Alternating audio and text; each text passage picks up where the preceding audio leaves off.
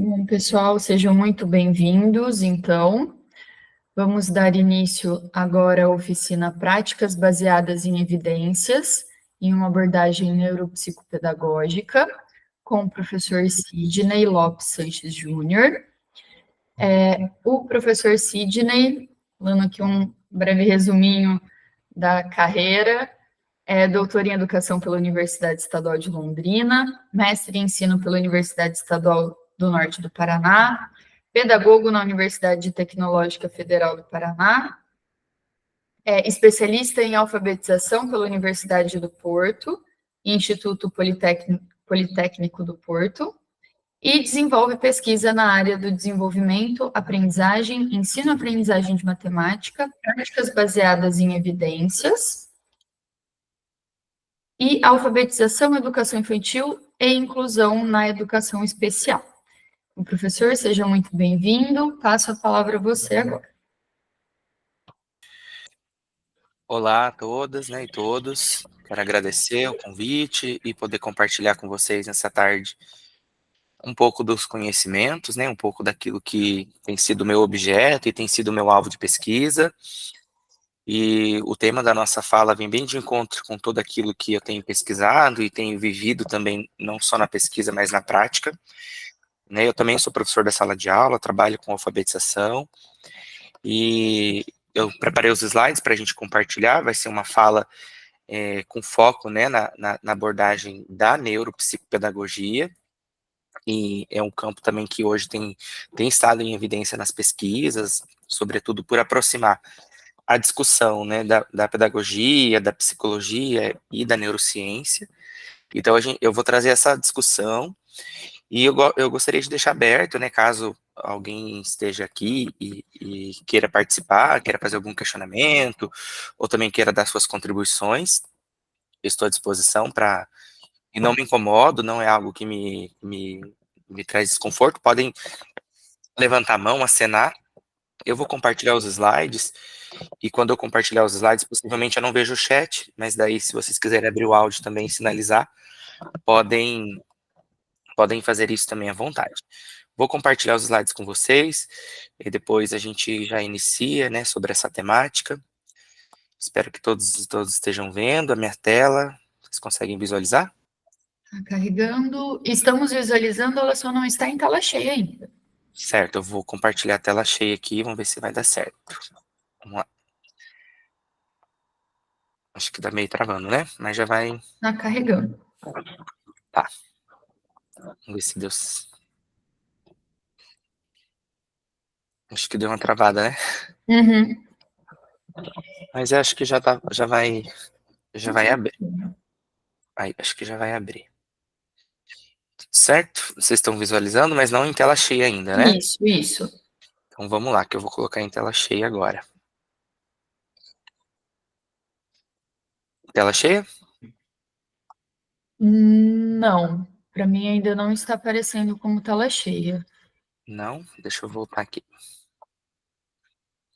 Eu acho que eu tenho que compartilhar a tela cheia primeiro, e depois eu voltar e compartilhar novamente. Deixa eu ver se é isso.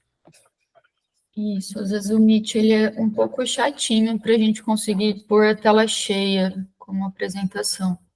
Tá, mas eu vou tentar aqui novamente. Vamos lá. Vamos ver.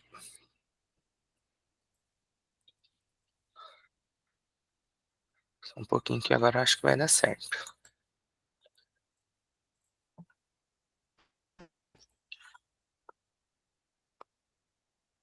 Agora sim. Só Vamos... passa o slide só para a gente confirmar se está passando, perfeito. Ah, que bom. Então vamos lá. Vamos iniciar essa fala, né? A gente vai trazer essa discussão sobre práticas que são baseadas em evidências e a intervenção neuropsicopedagógica. E por que que eu tenho discutido sobre essa temática, né? Claro que tem a sua relevância na pesquisa. E por que que a gente precisa, e por que que hoje tem sido um assunto que a gente tem debatido, né? As práticas que são baseadas em evidências. Porque é dado a necessidade de nós levarmos para nosso contexto de trabalho, contexto de intervenções tanto na prática pedagógica quanto na prática da clínica, né? Porque a neuropsicopedagogia, ela é uma ciência hoje que forma profissionais para atuar tanto na clínica quanto no contexto educacional e pensar os processos de ensinar e aprender e o quanto a ciência pode contribuir com isso. Por isso que a gente vai trazer práticas baseadas em evidências. E quando a gente traz práticas baseadas em evidências, é sobre aquilo que a ciência, né, as evidências, eles revelam e mostram para nós. A gente vai esclarecer, vai discutir melhor esse tema, e aí vai ficando cada vez mais claro. Então, o que, que são as práticas? Né, o que são as práticas baseadas em evidências e qual a relevância da gente trazer isso para a discussão e o quanto é importante a gente considerar essas práticas, né? Hoje, quando a gente fala de práticas baseadas em evidências, é a gente olhar, né, e utilizar as melhores evidências. Que evidências são essas? As evidências científicas disponíveis para guiar a escolha de das intervenções clínicas e até mesmo no contexto pedagógico. Então, quando eu olho para as práticas em evidência, eu procuro entender, e não só entender, mas eu também procuro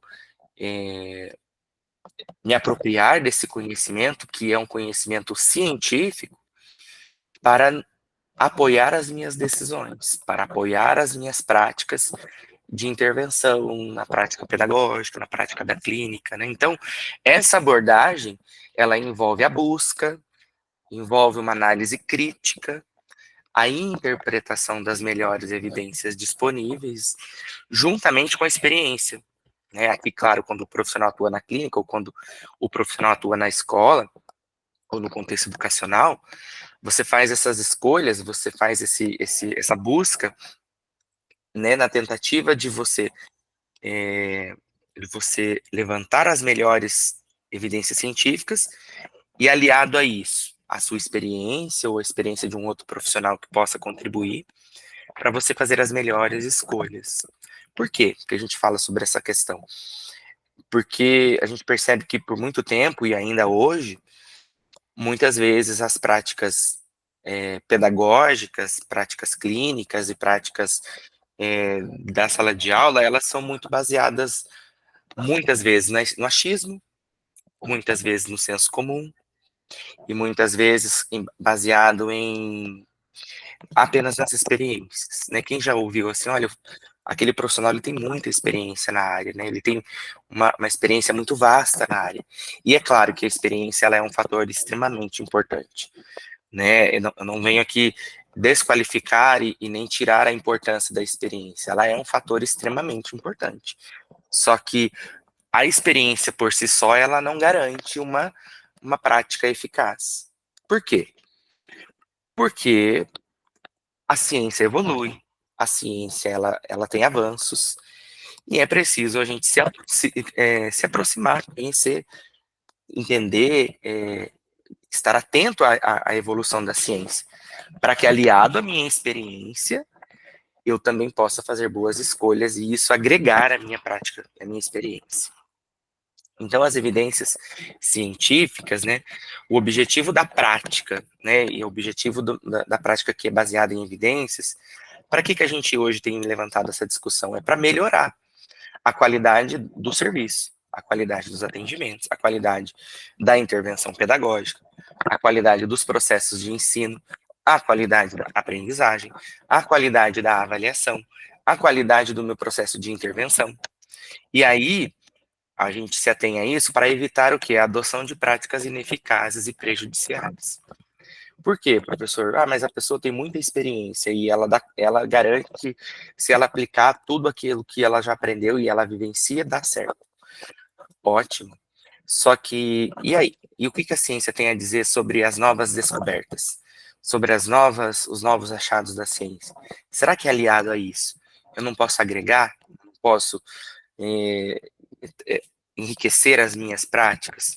Quando eu me atenho, quando eu considero todo o conhecimento que hoje tem sido divulgado pela ciência.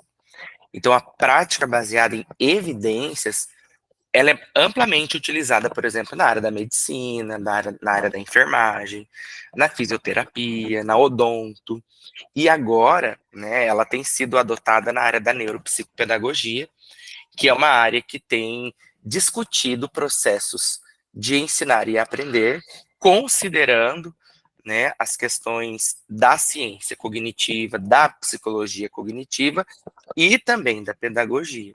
Eu costumo dizer, né, quando você vai procurar um médico, né, quando você vai procurar um profissional da área da saúde, um profissional da área da odontologia, da fisioterapia, ou até mesmo, né, você busca o quê? Um profissional que tenha qualificação, que tenha formação e que utiliza nos seus processos de intervenção e os melhores protocolos, aquilo que a ciência tem descoberto como melhores práticas. Nós não fazemos esse tipo de escolha quando a gente vai para a escola, quando a gente vai procurar um atendimento médico, quando a gente vai procurar um atendimento da área da saúde. Isso é de extrema importância. E por que quando a gente fala de educação, e por que quando a gente fala de prática de sala de aula, quando a gente fala de prática clínica, a gente também não pode considerar as evidências científicas? Então é nesse sentido, né? Hoje, as pesquisas na área da psicologia cognitiva, da neurociência cognitiva, têm feito algumas descobertas e acerca dos processos de aprendizagem. Como que o sujeito aprende? Como que essa estrutura, né, cognitiva e cerebral, ela processa informações que ela recebe do meio externo? Ou como que essa estrutura, ela organiza os processos de aprendizagem? E aí vocês concordam que quando eu conheço, né, como essa estrutura e como o cérebro do meu estudante, ele aprende, ele processa essas informações e quais áreas estão em ativação, em maior movimento, eu consigo também pensar em estratégias, eu consigo também pensar em intervenções que vão de encontro à necessidade e vão de encontro, talvez, às lacunas do desenvolvimento e da aprendizagem. Então, todas essas práticas que se apoiam em evidências, elas nos revelam que qual é a prática mais eficaz, qual é a estratégia, qual é o método, qual é a maneira com que eu vou planejar e organizar as minhas práticas de intervenção que dão mais certo.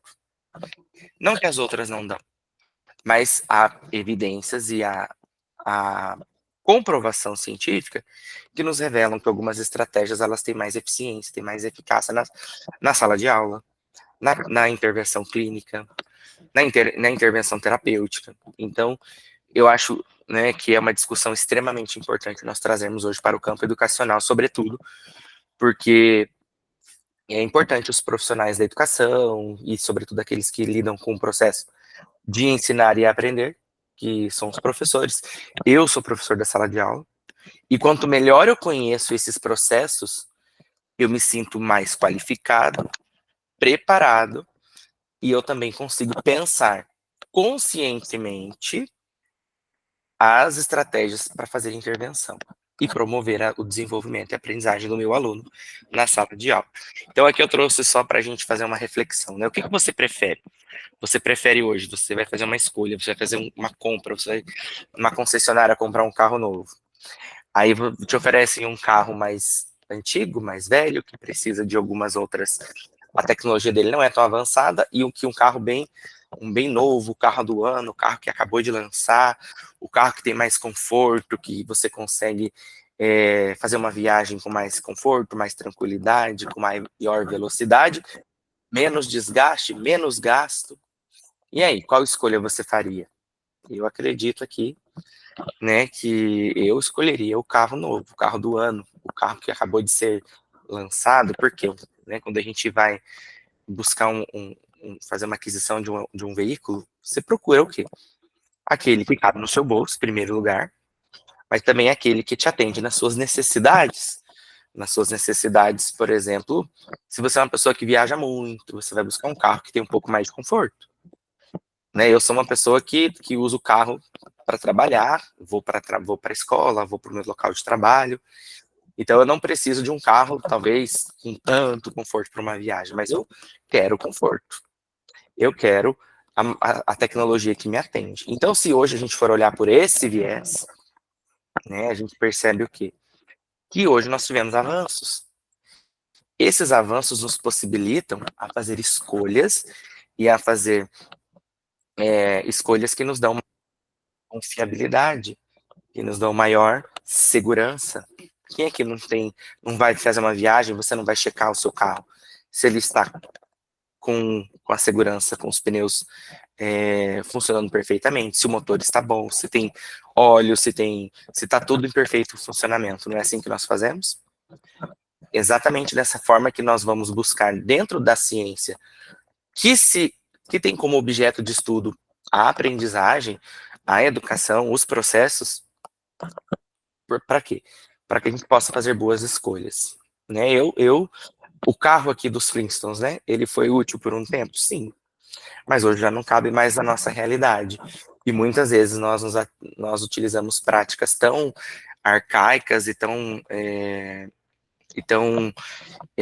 ultrapassadas e ainda achamos que está fazendo efeito. Ainda achamos que estamos conseguindo alcançar os objetivos da aprendizagem. E eu falo isso hoje porque nós lidamos com uma criança, né, com um adolescente e até mesmo com uma geração de adultos que vivem um novo contexto das interações. Nós vivemos em um contexto de interações muito diferente, por exemplo, do contexto das interações dos nossos pais ou de quando nós éramos criança. Por quê? Né, hoje eu tenho 35 anos, mas na minha época de sala de aula, que eu era criança, eu não tinha uso do celular, de internet, de computador, de notebook, de tablets, de recursos tão tecnológicos que me possibilita, por exemplo, fazer interações com todo tipo de conhecimento. Diferente de hoje, as crianças e os adolescentes e adultos, eles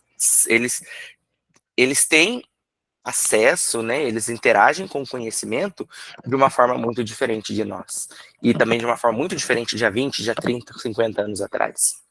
Porque hoje nós temos, né, os avanços da tecnologia, os avanços da inteligência artificial, nós temos os avanços em diferentes áreas que não é nem obriga, mas eu acho que requer de nós uma adequação, a gente se contextualizar para que as nossas práticas, as nossas posturas, a maneira de entendermos o processo pedagógico, a maneira de entender fazer escola, de uma maneira tão atrasada. Então nós precisamos sim, né, fazer o uso da tecnologia, da ciência ao nosso favor.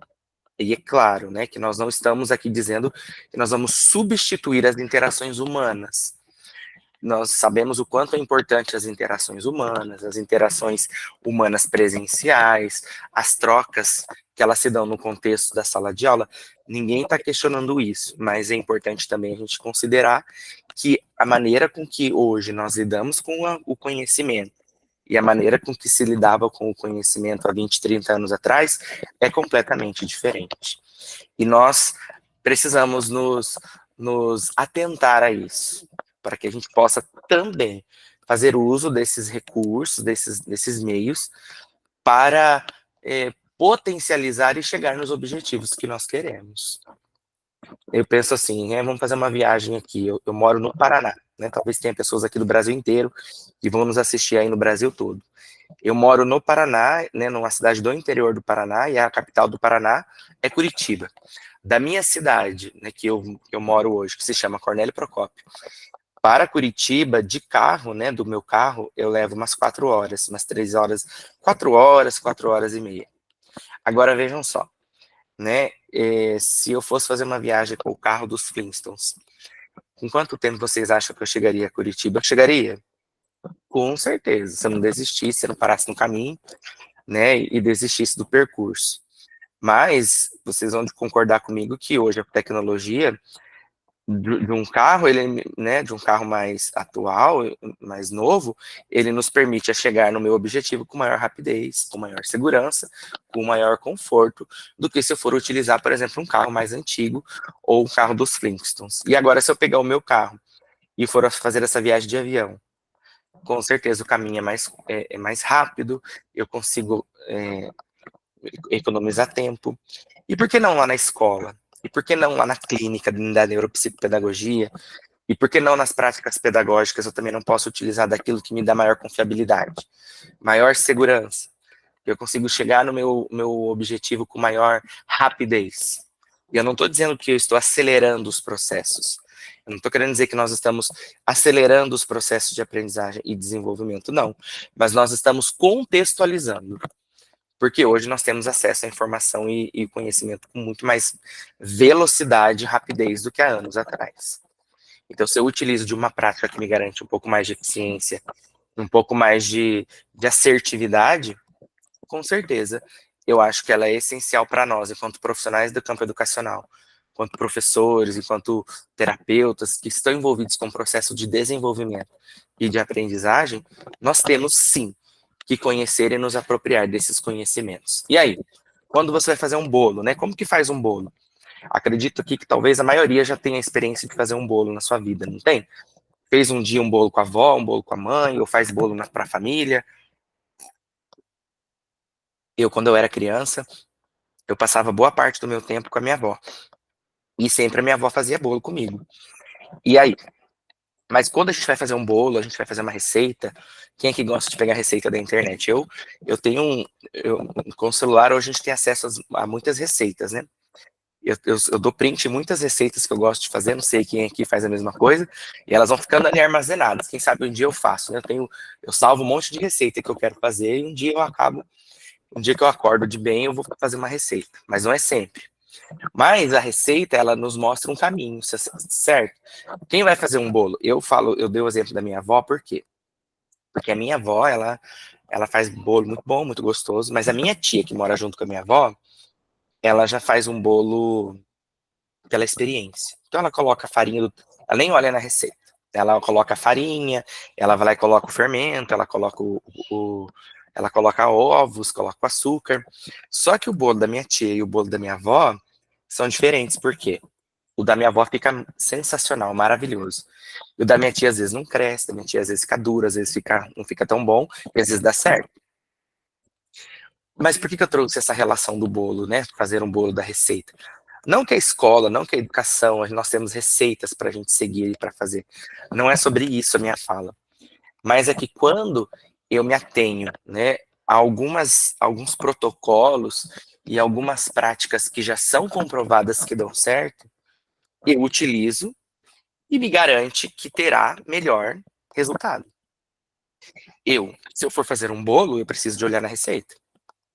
Por quê? Eu não sei fazer um bolo por experiência e a receita não está na minha cabeça.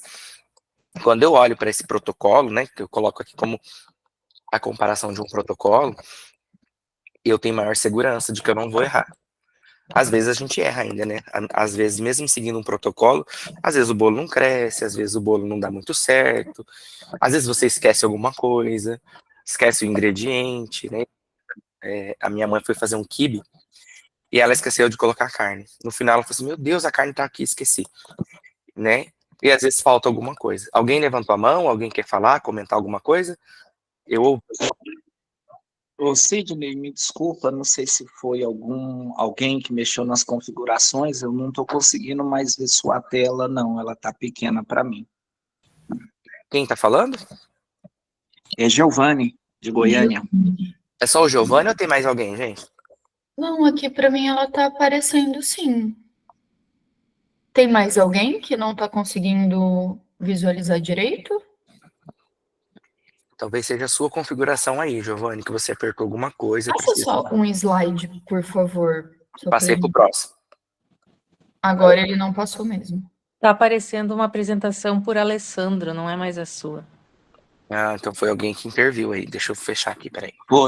Foi, exatamente. Alguém clicou em apresentar aí sem querer, e aí essa pessoa interferiu na sua apresentação. Certo, eu acho que alguém. Alessandro precisa. O Alessandro precisa parar de compartilhar. Ou alguém aí da, da organização precisa interferir a apresentação do Alessandro. Oi, boa tarde. Eu acho que foi sem Desculpa. querer. Eu vou acabar saindo aqui para verificar o que foi que Não, aconteceu. eu já consegui tirar a sua. Agora já estamos vendo o Sidney novamente. Eu tô vendo o Alessandro ainda. Ó. Eu sigo vendo o Alessandro. Ok, eu vou tentar sair aqui. Só um instante. Eu acho que o Sidney vai ter que apresentar novamente Sim. para poder aparecer o dele. Então a gente precisa arrumar aí. Alguém tá. Eu vou remover o Alessandro. Eu tô vendo um bolo pequenininho, tá? De uma delícia, viu? Eu tô vendo também. Vamos lá, acho que agora. Agora acho que foi. Eu vou compartilhar aqui novamente. Vamos ver se vai dar certo. Peraí. Ah, eu não tô. Eu tô apresentando ainda, eu acho, né? Não. Não, agora ninguém tá. Tá, então eu vou apresentar aqui novamente. Peraí. Deixa eu apresentar aqui.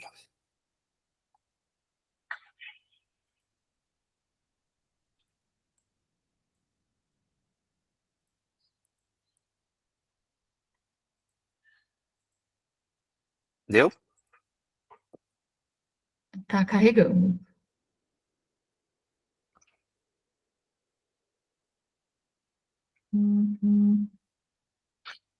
Vocês me avisam aí a hora que dê certo, tá bom? Ainda não.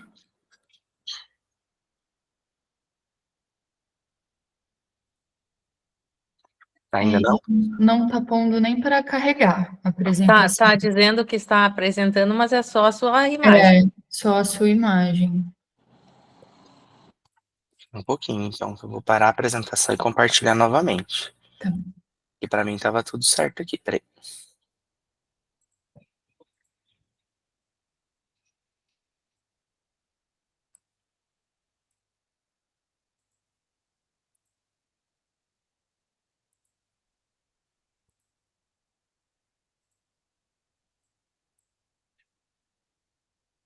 E aí? Compartilhei de novo. Agora sim. Sim? Agora estamos vendo. Sim, tá na página inicial. Isso. Ótimo, então vamos lá. Voltamos ao bolo maravilhoso. Isso. Então só vamos retomar aqui rapidinho pra gente concluir o pensamento e a gente avança. Né? E quando a gente olha, né, para uma prática que tem uma maior confiabilidade, que tem uma maior assertividade, então vejam só, eu tenho maior chances de fazer ter bons resultados. Eu coloco aqui esse exemplo do bolo, né? Se eu for na padaria, né? Quem aqui gosta de ir na padaria? Eu vou na padaria aqui da minha cidade, né? E eu fico olhando lá, né? Os bolos mais bonitos. Eu falo, hoje eu quero comprar esse. Ou vou lá para comprar pão e fico olhando os bolos na prateleira, né? E aí, você escolheria qual? Se você tivesse lá para escolher um bolo tão lindo lá. Né? Eu não quero. Eu escolheria o bolo ali bem bonito aqui, que está aqui no meu slide, aqui na esquerda, né? Não estou dizendo que o outro não esteja gostoso, mas a aparência, né, e a maneira me remete o quê? Uma técnica, me remete o uso dos melhores ingredientes, o tempo necessário que foi colocado no forno. Você fez boas escolhas. E isso não quer dizer, eu sempre coloco aqui, talvez aqui seja o bolo da minha avó, que é bem gostoso, e o bolo da minha tia, né? E o bolo da minha tia também às vezes fica gostoso. Mas eu prefiro aquele bolo que está mais aparente, bonito. Por quê? Porque ele se utilizou de um protocolo, ele se utilizou de técnicas que garantissem. Eu não daria conta de fazer um bolo desse. Talvez o meu bolo ficaria mais próximo desse outro aqui, né? Mas aí olhando para a questão como profissional da confeitaria, né? E qual que é a diferença, né? A diferença é que muitas vezes o profissional ele se apoia na opinião dele, nas suas experiências, né? No seu próprio achismo. Aqui é uma charge que representa, talvez, aí, você está sem paraquedas. Essa é a sua opinião. E muitas vezes a opinião, ela sobrepõe uma evidência. Muitas vezes a opinião, ela sobrepõe a uma boa prática que já tem comprovação científica que a gente pode utilizar. E a prática que é baseada em evidência, ela é parte da nossa vida. Por quê? Como que você vai colocar um trabalho nas normas? Você utiliza-se de normativas, de técnicas. O que eu devo fazer? Por onde começar? O que é uma metodologia da pesquisa? Para que isso serve? Para que serve isso? Quando a gente pega um artigo científico, quando a gente pega uma prática, você vai olhar para quê? Para que tipo de técnica, para que tipo de método, para que tipo de... É como a gente fosse pegar uma receita de alguém, né? Você fala assim, olha, como que eu vou... eu quero fazer esse bolo aqui. Você me dá suas dicas, você passa a receita, e às vezes na receita ainda tem os segredos, né? Tem as dicas, a experiência que é importante. Mas isso nos dá confiabilidade para que quando eu aplico, para que quando eu coloco em prática, eu tenho maior chance de assertividade. Por quê? Né? Porque até na escola, na clínica, né? E aí, você já conseguiu achar o tema para o meu TCC? É uma charge que ilustra que as nossas práticas, a gente não deve procurá-la na bola de cristal, né? Ah, eu sonhei, eu acordei inspirado hoje. E é claro que a gente não está desconsiderando isso. Mas quando a gente olha para o processo de ensinar e aprender, a gente precisa se atentar para algumas coisas que hoje a ciência já nos revelam como importantes, né? Então, quando você vai fazer uma pesquisa, ou quando você vai pensar em práticas com base na ciência, eu sempre coloco, né? É como se a gente fosse pensar numa viagem. O que você leva para uma viagem? O que você não pode ir sem? O que você tem que estar na sua mala, garantindo aí na sua mala, né, quando você vai fazer uma viagem? O que você não deixa na sua casa? O que você não esquece de levar?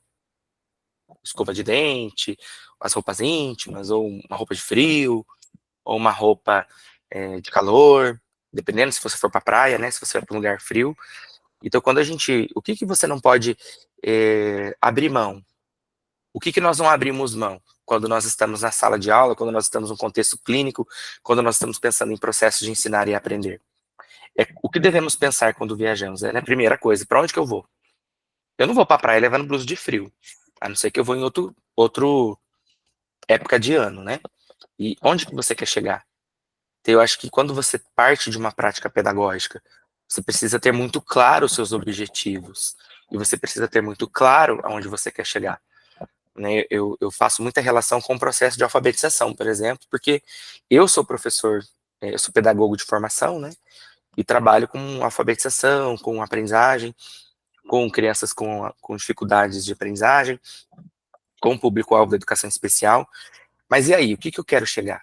Eu quero que até o final do semestre, ou até o final do ano, essa criança ela esteja lendo não com fluência, mas que ela já consiga fazer uma leitura, codificando, decodificando os sons da língua, para que no próximo ano ela consiga fazer uma leitura com fluência, com compreensão de texto, para que no próximo semestre ela consiga produzir um texto com coerência, com pontuação, obedecendo às normas gramaticais, às regras da língua escrita. Eu preciso ter muito claro, né, porque onde eu quero ir e onde eu quero chegar vai definir muito bem o que eu vou fazer e o que eu vou levar na mala. Então, se eu estou trabalhando, por exemplo, né, com crianças com diagnóstico de TDAH, o que é o diagnóstico do TDAH? O diagnóstico do TDAH, hoje o TDAH ele é um transtorno de comportamento, é o transtorno do déficit de atenção com hiperatividade ou só o déficit de atenção. Ele pode ser só o déficit de atenção ou pode vir só com só com a hiperatividade, ou ele pode ser combinado. E aí eu preciso entender se eu estou fazendo uma intervenção clínica ou na sala de aula com essa criança, né, que tipo de material, que tipo de recurso, que tipo de intervenção eu vou utilizar para que no final, né, desse bimestre ou desse trimestre, ou no final do semestre, essa criança já esteja copiando uma tarefa do quadro, para que ele já esteja fazendo uma escrita sem muitos erros ortográficos, sem trocas sonoras. Então eu preciso, se eu sei aonde eu quero chegar, eu sei dos recursos e daquilo que eu preciso levar na minha bagagem. E aí, isso é muito importante, porque tem uma frase que eu acho que é do filme O Alice no País das Maravilhas, né? Se eu não sei onde chegar, qualquer caminho serve. Mas isso não serve na educação, né? Porque nós temos muitos aí dentro da sala de aula chegando em qualquer lugar, e na verdade não chegam em lugar nenhum. porque as nossas práticas estão muito vazias de intencionalidade, muitas vezes vazias de conhecimento teórico, muito vazias de ciência, né? Eu não estou generalizando, mas eu estou dizendo que isso pode acontecer, mas se eu sei muito bem o que eu quero, eu preciso me atentar para aquilo que eu estou levando na minha bagagem. Se eu quero desenvolver habilidades de oralidade, ou habilidades de consciência fonológica, que são habilidades essenciais na aprendizagem da leitura e da escrita, e eu não trabalho isso na sala de aula ou no contexto da clínica, e por que eu estou falando agora da consciência fonológica, né? Eu estou falando, o meu lugar de fala aqui é como professor alfabetizador. Hoje, as evidências científicas, elas nos revelam, nos mostram que a consciência fonológica, o que é isso, professor Sidney? É a habilidade da criança ou do sujeito, né? Eu não falo só da criança, porque nós temos adultos que não têm consciência fonológica, é de manipular mentalmente, de tomar consciência dos sons da nossa língua. Por exemplo, os sons das rimas, né? Por exemplo, vamos fazer uma rima aqui. Boné, chulé, café, são palavras rimas. As aliterações, que são as aliterações? As aliterações são quando nós combinamos os sons iniciais. A rima são os sons finais e as aliterações os sons iniciais. Por exemplo, palhaço, Patrícia, pamonha, panela. Eu fiz uma rima, fiz uma aliteração com o som pá. E aí eu estou fazendo isso intencionalmente. Eu levo a criança a perceber essa especificidade, essa unidade da nossa língua, que se chama literação. E aí, claro, tem mais habilidades. Habilidade, por exemplo, de que as nossas palavras, elas podem ser segmentadas em unidades silábicas. Então, por exemplo, a palavra jacaré. Então, eu posso segmentar jacaré em sílabas, né? Já, tá, ré. Então, a criança que está em processo de alfabetização, e anteriormente ao processo de alfabetização, ele precisa tomar consciência desses sons, dessas unidades linguísticas, das rimas, das aliterações, da consciência de sílaba, da consciência de palavras, que cada palavra ela tem um local específico, ocupa um espaço específico na nossa língua. E, por último, a consciência fonêmica. O que é a consciência fonêmica? É tomar consciência dos sons da nossa língua. Né? Eu falei de jacaré. Jacaré, eu posso segmentar jacaré em sílaba. Jacaré. 3 sílabas. Eu posso soletrar jacaré. J-A-C-A-R-E, acento agudo. Soletrei. Mas eu posso ainda perceber os sons fonêmicos do jacaré. A, R, E e o acentinho. Então, vejam só. A consciência fonológica hoje, né? Mas eu não aprendi isso na escola na minha época. Tudo bem, né? Mas hoje a ciência cognitiva da leitura já comprovou cientificamente que há uma relação muito próxima, há uma relação muito direta em crianças que percebem os sons da língua com sucesso no processo de alfabetização. Então eu não tirei isso da minha cabeça. Mas na minha época ninguém ensinou isso. Não ensinou porque talvez a ciência não tinha ainda, talvez já tivesse esses achados, mas esse tipo de conhecimento não tinha chegado até você ainda, não tinha chegado até os seus professores. É algo que, né, quando a gente fala em práticas baseadas em evidências, é algo muito recente, né? A gente tem feito um esforço para que a ciência chegue na sala de aula, chegue na formação de professores, chegue na formação mesmo, né, humana. É importante a gente conhecer como a gente aprende. E aí, vejam só, se eu sei disso, eu sei que trabalhar consciência fonológica na minha sala de aula e na clínica, por exemplo, da neuropsicopedagogia, é essencial para o processo de aprendizagem da leitura e da escrita. E se eu recebo uma criança na minha sala de aula de primeiro, de segundo ano, que não possui habilidade de consciência fonológica, eu percebo que ela tem uma lacuna. E se ela tem uma lacuna na aprendizagem, o profissional ou o clínico, ele faz o quê? Tendo conhecimentos dessa base científica, ele retoma. Ele faz intervenção em habilidade de consciência fonológica, porque ele entende, não da cabeça dele, não do achismo, não da experiência, tudo isso vale, mas ele entende que há evidências de que crianças, jovens, adolescentes, adultos que possuem uma consciência fonológica bem desenvolvida desenvolvem maior facilidade no processo da leitura e da escrita. Então isso aí não tirou da cabeça. Tem pesquisas que comprovam, tem dados, tem evidências, tem ciência. E se eu sei o que eu preciso chegar no processo de alfabetização consolidado, onde que eu quero chegar? Onde eu quero ir? Eu sei o que eu tenho que levar na minha bagagem. Porque se eu não tiver isso, talvez vai faltar na minha prática e também no processo de aprendizagem. Então, qual é o trajeto? Qual é o caminho, né? Você precisa saber onde você quer chegar para você saber o que você vai ter. Eu quero ensinar matemática para as minhas crianças, mas eu percebo que elas ainda não fazem relação número-quantidade, que eles não têm dificuldade, eles têm dificuldade por exemplo, em processamento numérico, eles não fazem cálculos, eles sempre confundem unidade e dezena, eles não sabem procedimentos de cálculo. Quando eu vou para a ciência, aquilo que a ciência me mostra, eu consigo identificar habilidades cognitivas que são base, essenciais, que eu preciso fazer intervenção. E se eu sei fazer intervenção, eu vou promover desenvolvimento.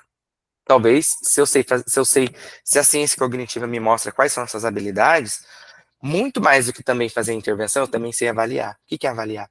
Eu sei identificar quando a criança ou quando o sujeito, ele tem essas habilidades ou quando elas estão com fragilidades, quando estão com lacunas. E eu sabendo disso, então se eu sei que a minha criança eu recebi uma criança na clínica ou recebi uma criança na escola que tem dificuldade de fazer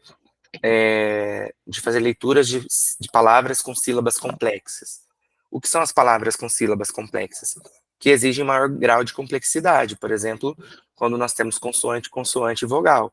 Bra, bre, bri, que envolve processamento fonológico de habilidades que são mais complexas do que, por exemplo, processar apenas o conto vocálico.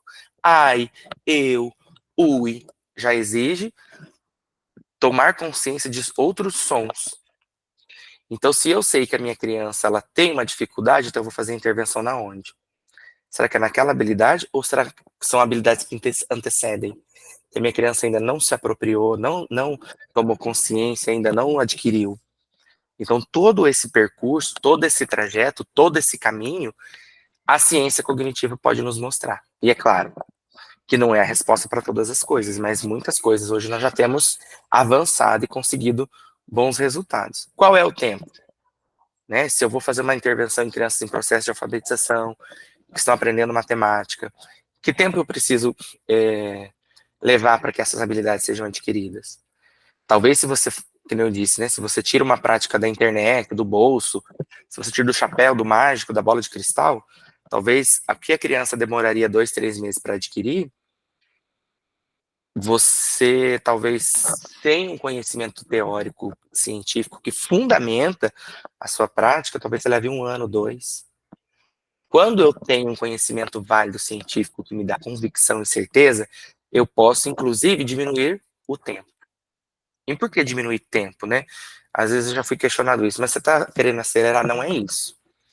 É você entender que em determinado momento a estrutura cognitiva dessa criança ela está preparada para aprender determinado tipo de habilidade e desenvolvê-la. E aí, se eu não tenho consciência e eu faço outras coisas, ela pode até desenvolver, mas talvez ela vai demorar um pouquinho mais para aprender, para desenvolver. E aí eu sempre coloco, né? Eu vou trazer sempre para a alfabetização a minha fala. Por quê?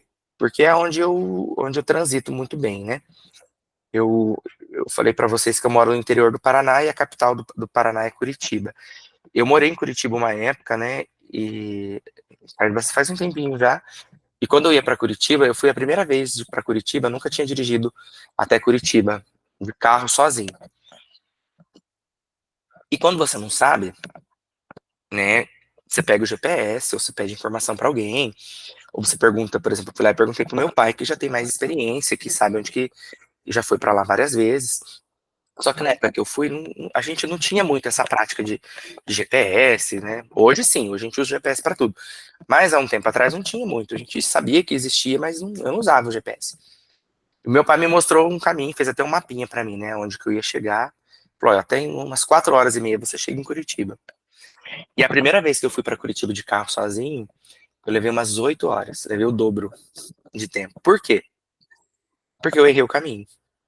Porque eu não, claro, primeiro que a experiência conta muito. Eu não tinha experiência de ir para Curitiba daqui até Curitiba. Então eu levei 8 horas. Por quê? Primeiro porque eu peguei algum caminho errado, fui e não consegui retomar.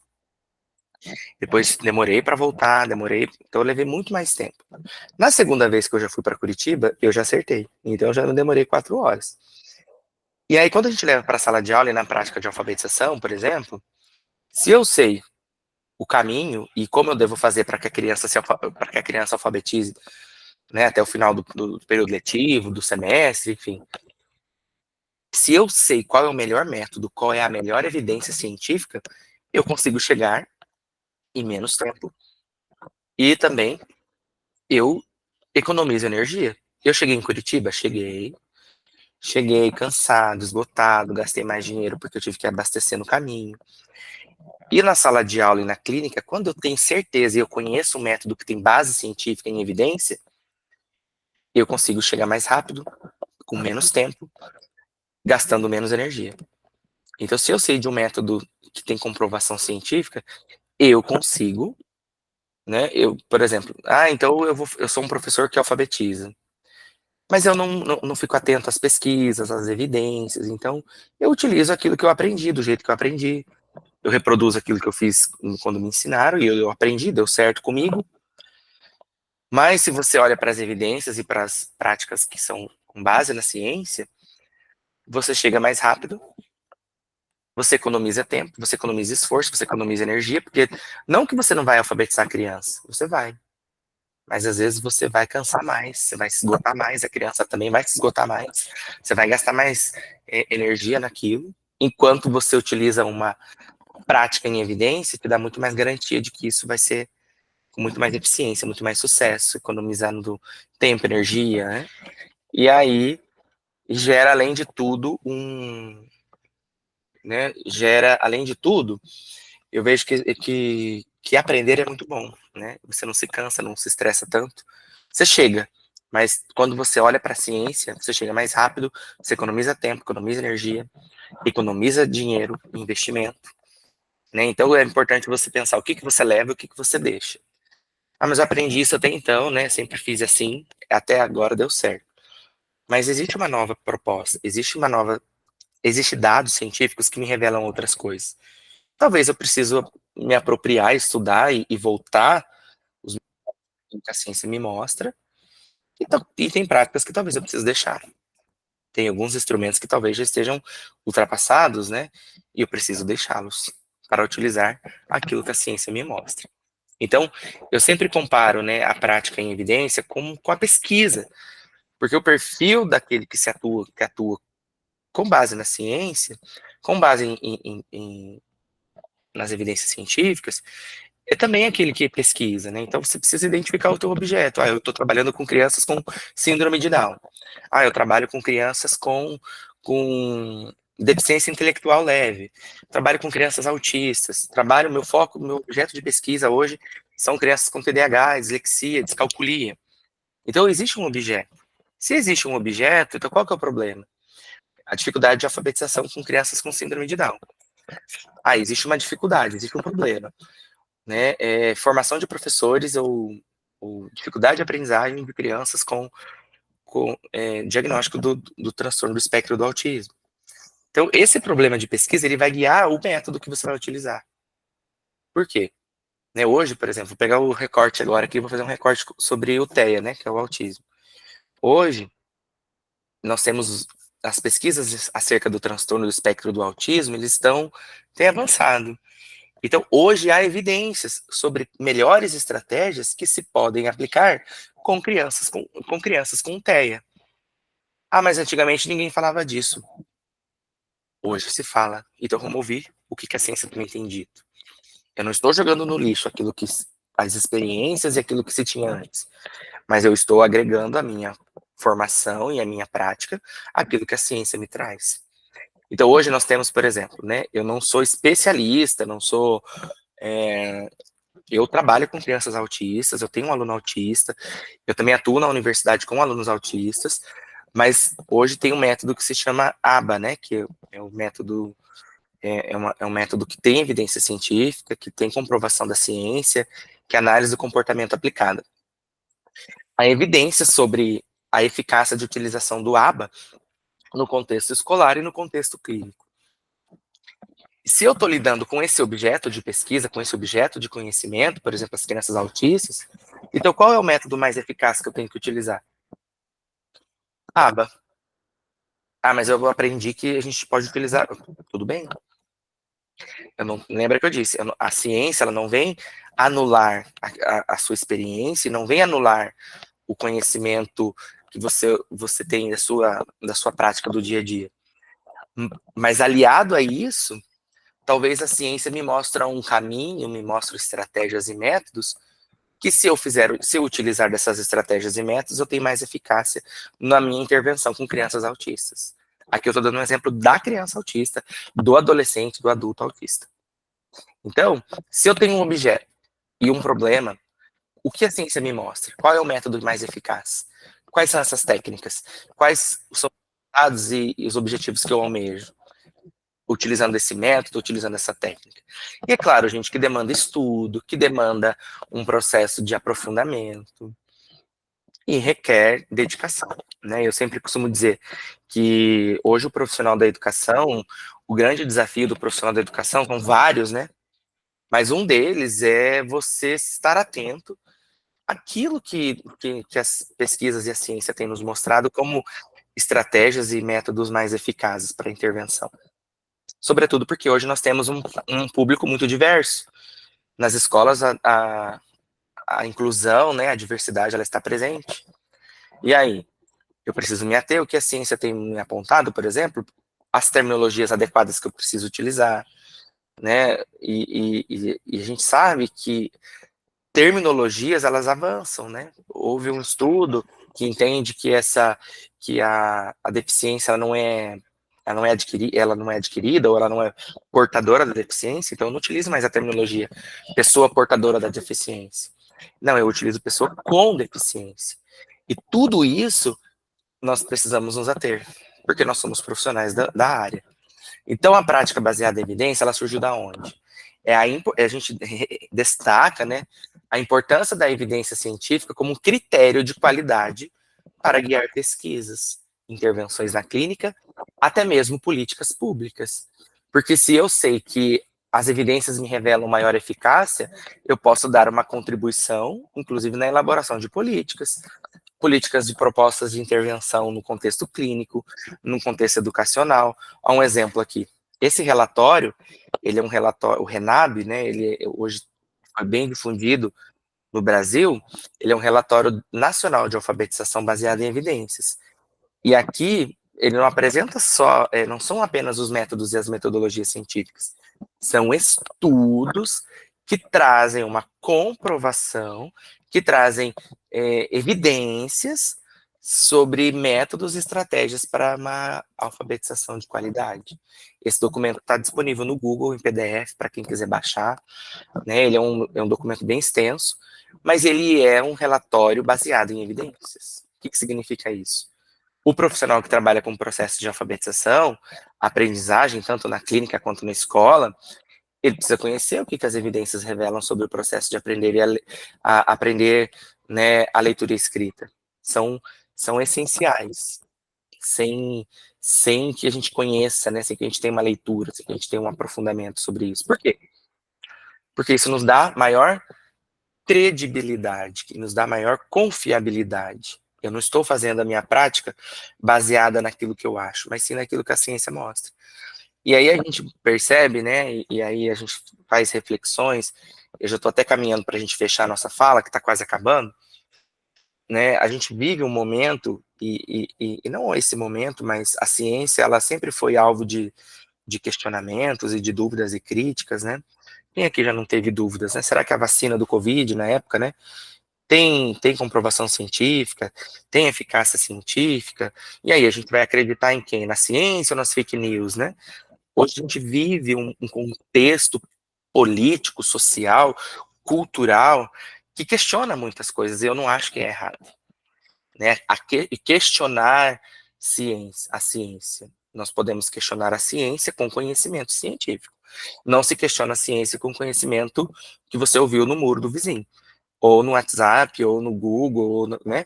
Porque muitas vezes aquilo que... É claro que isso são meios de divulgação científica. Também a gente conhece, a gente se informa, mas a comunidade científica, como que a gente consegue identificar se esse tipo de protocolo ele é científico? Existem critérios, então a ciência não surge, né, porque alguém gostou de um medicamento ou porque alguém aplicou algo, não. A ciência vem com protocolos muito específicos, muito bem estabelecidos, né, que passam por validações, que passam por... Então, não é errado você questionar, é errado você contrapor a ciência com pseudociência. O que é pseudociência? É aquela ciência que não nos dá confiabilidade, né? Uma ciência com base em métodos, em estratégias muito fragilizados, né? Então, e a evidência na educação, para a gente fechar, é claro que essa fala ela é muito mais extensa, eu gostaria de falar muito sobre isso, porque esse não é um tema que me é muito caro, né, de pesquisa. Eu tenho falado sobre isso, né, nas minhas propostas de formações, né, e por onde eu tenho caminhado. Tem dados, né, porque tem dados e dados. Nem toda pesquisa ela é científica, e nem todo dado é confiável, e nem todas as conclusões elas são tão robustas. Aí eu fiz uma pesquisa de opinião no meu bairro, e aqui é ciência, né, então, não que isso seja descartável, mas será que existem dados e dados que revelam, por exemplo, características específicas. Então, tem critérios para validar o conhecimento e hierarquias entre eles. Achismo e senso comum, que é a opinião menos qualificada, não é ciência, né? Isso não nos basta apenas como fonte de evidência. Então, como que a gente consegue basear isso e fazer essa peneira, né? Esse pente fino, refinar o nosso olhar para aquilo que nos falam, né? Existe uma base teórica bem definida, existem pressupostos claros, né? Quem é o autor? Esse autor, ele é autoridade na área, ele tem um conhecimento aprovado pela comunidade científica, então existe um alinhamento ideológico ou teórico, né?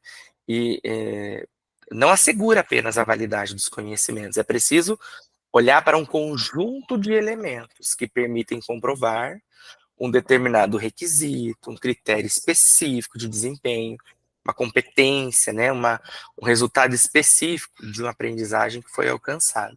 Então, hoje, né, eu fecho com esse slide aqui, tem muitos outros, mas a evidência ela é considerada como um elemento-chave para a tomada de decisões, baseadas nos fatos, tanto no âmbito científico, legal, e na nossa vida cotidiana.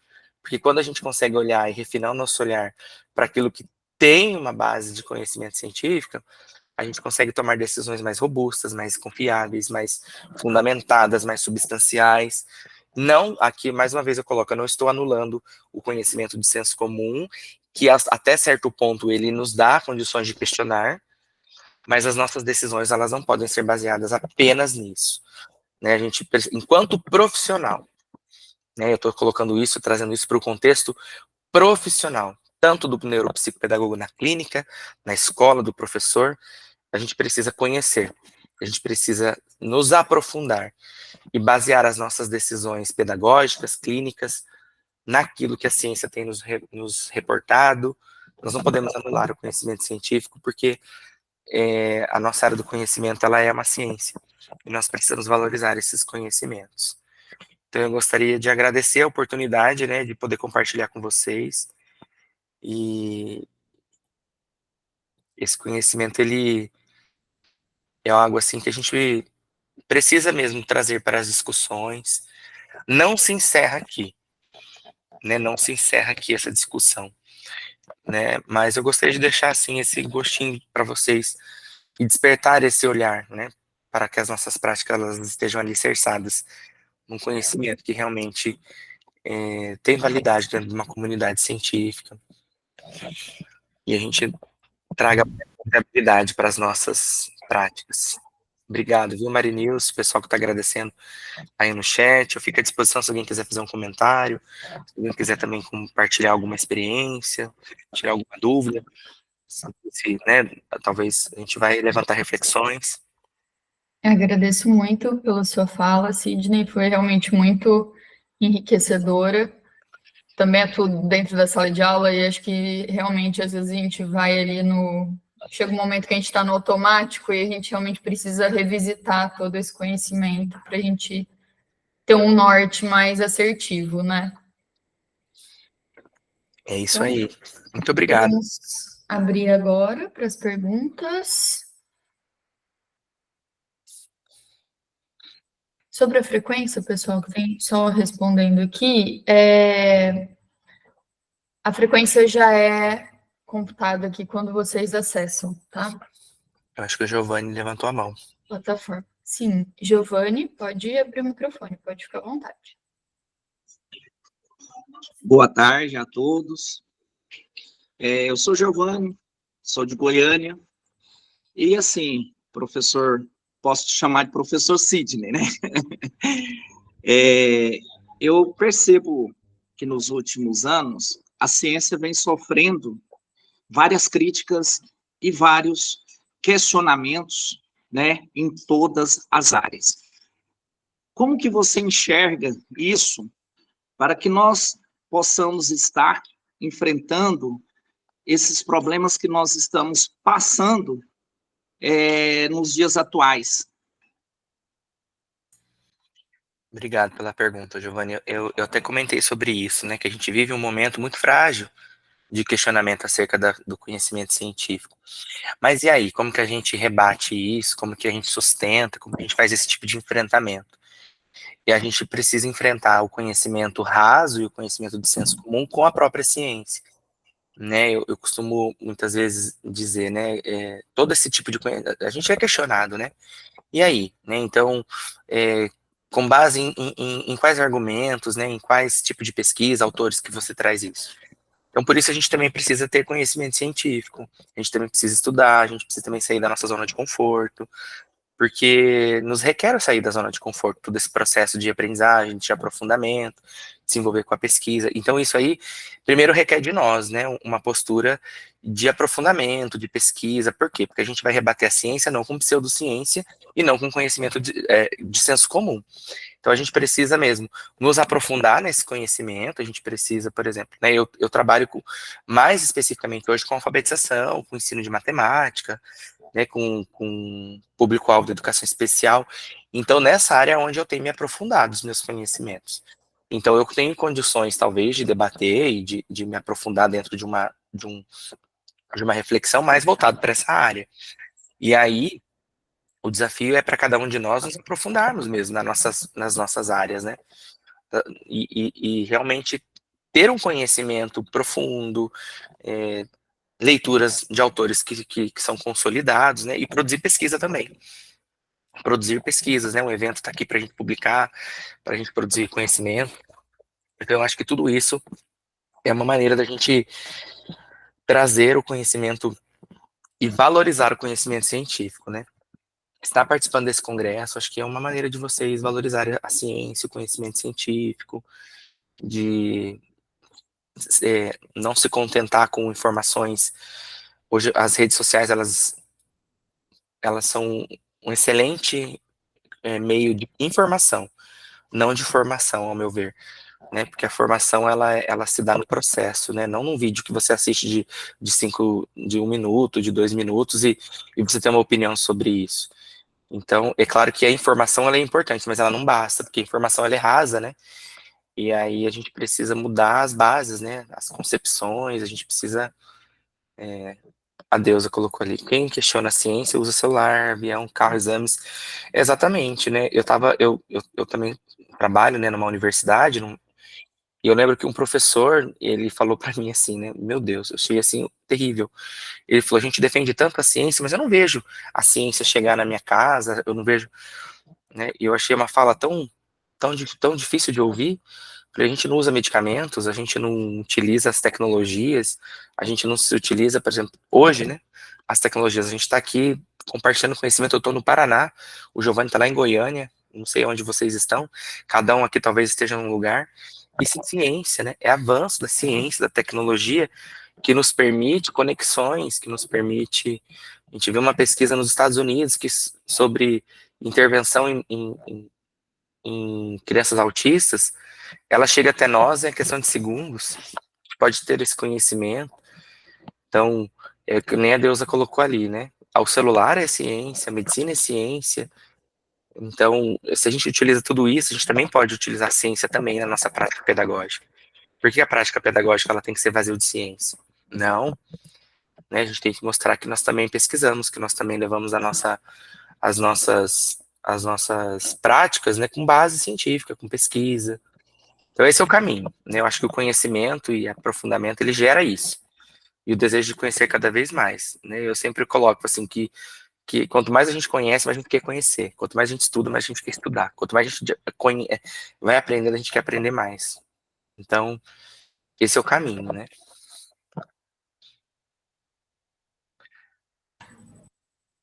Mais alguma pergunta, pessoal? Alguma contribuição?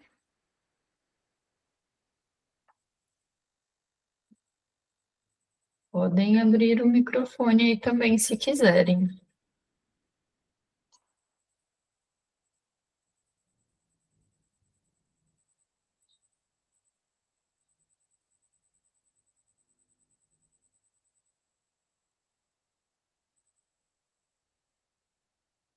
Bom, acredito que podemos caminhar então para o final. Agradeço novamente, professor, pela sua fala.